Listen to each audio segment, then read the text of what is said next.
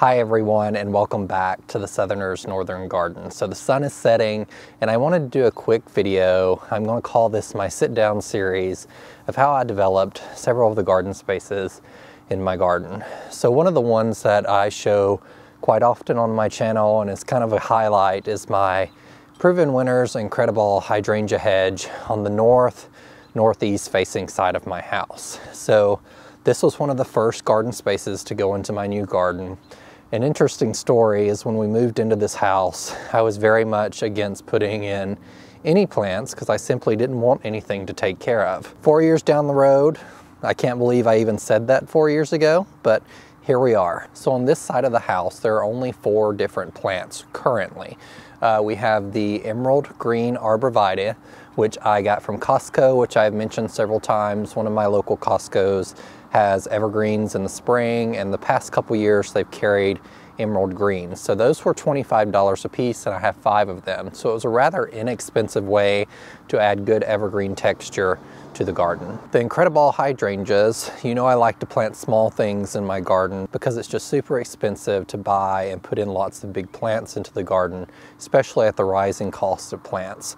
However, 3 years ago when I decided to install this bed, I did pick out 3-gallon Incredible hydrangeas from a local garden center. And so these hydrangeas are Incredible by Proven Winners. They are an arborescence type hydrangea. They bloom on new wood, which means they can be pruned anytime you need them to.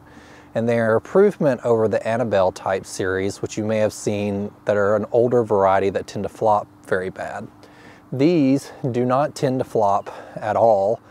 Even in heavy downpour. Now, even as a 3-gallon, when you pick them up, they will be kind of floppy for the first year or so. That's just the way hydrangeas are, that until they get established, they will tend to be a little floppy because the stems aren't strong enough to support those really big blooms on these hydrangeas.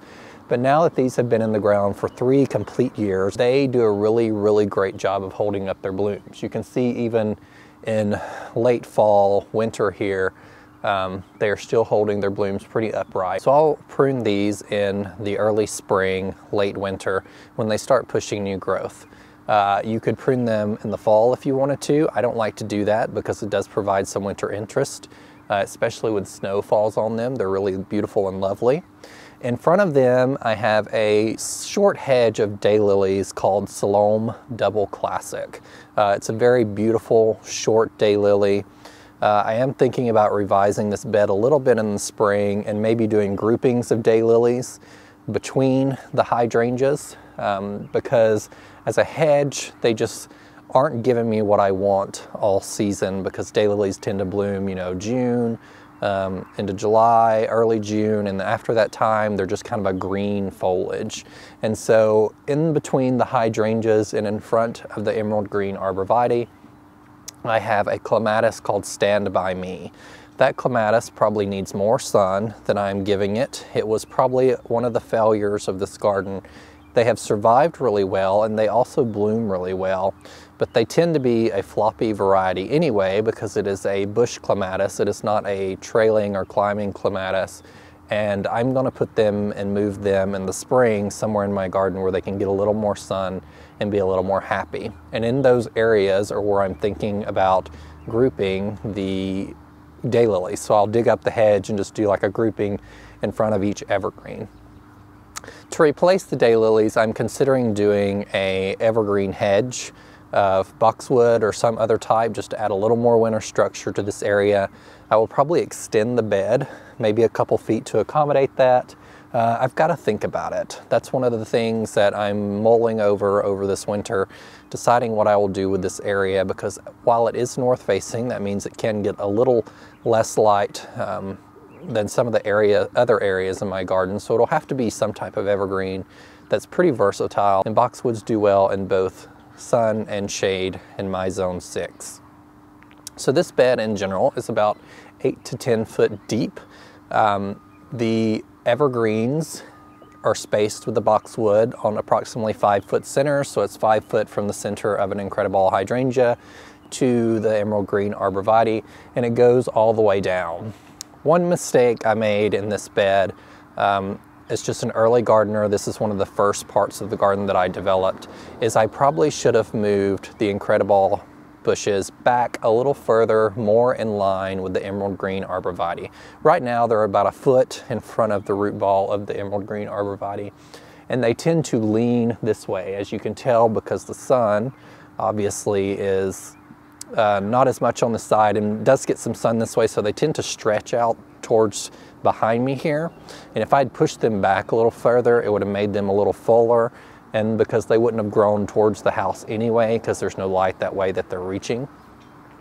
So that's one of the things I would have changed, but right now I am not going to be moving these hydrangeas because they look gorgeous and I don't want to upset their growth rate at this point. I want them to be nice and beautiful and lovely as much as they can be, and moving them and disturbing their root structure would compromise some of that growth next year. So when I was designing this garden space, I was really just getting into hydrangeas. I really love, as a southerner, the blue and pink hydrangeas. And as I've mentioned on my channel several times, macrophylla hydrangeas don't tend to do well in my zone, particularly ones that only bloom on old growth. So as you know, I've added some macrophylla type hydrangeas to my garden that do bloom on new wood, and we're going to give those a try next year because I planted them this fall. I do have a few in my garden already before this fall, and they bloom pretty well for me, so we're going to continue that process. But when I was investigating on what I would do in this area, the Incrediball really stood out to me. So there was Incrediball and Incrediball Blush. So Incrediball Blush is a chrome pink version of the Incrediball hydrangea, and I started to pick those, but I decided a just very nice green and white contrast would look really great in this area. I of course picked evergreens because this needed some structure over winter. These emerald green arborvitae will continue to grow. They'll get about 14 foot tall and 3 to 4 foot wide. So right now they're probably a little more than half of the size that they'll end up being at the end, and they just provide a nice structure along the side of the house. All of our utilities connect on this side of the house, so I also wanted something to provide a little cover for those items in the winter so they don't just look so bare, and in the summer the hydrangea blooms of course cover those as well. Now what was here when we moved into the house, I will show you if I have some pictures, were some really awful viburnum. And so I added one viburnum to my garden this past year, and this whole side of the house was covered with viburnum. And if you've ever been around a new house build, you'll know that builders don't tend to pick the best plants to go alongside new builds. A lot of times they are plants that are already pretty large and they will outgrow the space that they were put in, and that was very much these viburnum. The previous owner of this house had trimmed them very poorly. They had very poor branch structure and were just very sparse and did a very poor job of covering this side of the house to begin with. So those had to come out, and that was one of the first things we did. One of the things I discovered when removing the viburnum was that I tended to be highly allergic. Just touching the branches, touching the leaves caused me to break out very bad. So I haven't added any more viburnum to my garden until this past year, and I found a variety I liked called Steady Eddie. And it is a gorgeous variety that I stuck on the south side of the new fence area near the shed. On this side of the flower bed as well, there were a couple very old rose bushes that just looked terrible. And after dealing with those rose bushes and having to remove them, it was my decision 3 years ago that I would never have another rose bush in my garden. Now you know that's not the case anymore, and I've added very many more to my garden. So my thought process there is, don't hate the species, maybe hate the specific variety. If you moved into a house and there's a specific plant there that you do not like, I was very turned off by both viburnum, yews, cypress. All of those things were things in our garden that we removed immediately after we moved in because they had been pruned really poorly to begin with. So that wasn't necessarily the plant's fault, that was the previous owner's fault, and they had just been poorly taken care of, and so it was their time to go. I don't think they would have been able to be recovered because of how poorly they had been pruned. But I learned a lot from that process, and to check new varieties or give the variety a chance again if you've never grown it. So overall, this winter, I'm still dreaming about what I will do in this section. I've mentioned I might add a boxwood hedge. That might not be a boxwood hedge, that may be some type of other evergreen, or I may find some more shade-loving plants. As you know, I've fallen in love with heuchera. and that would bring a little additional color to this area if I could add some of those.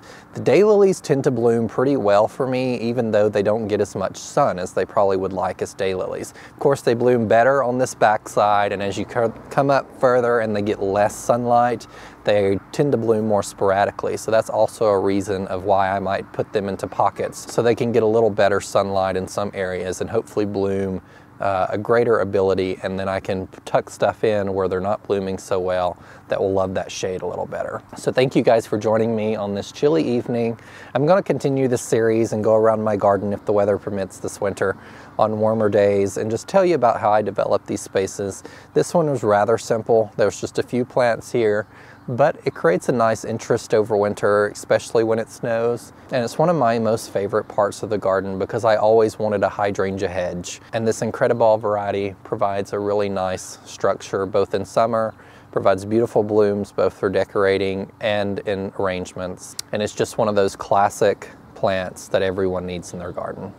So thank you guys for joining me. And remember, in a world full of hate, be a light. Take care, everyone. Bye.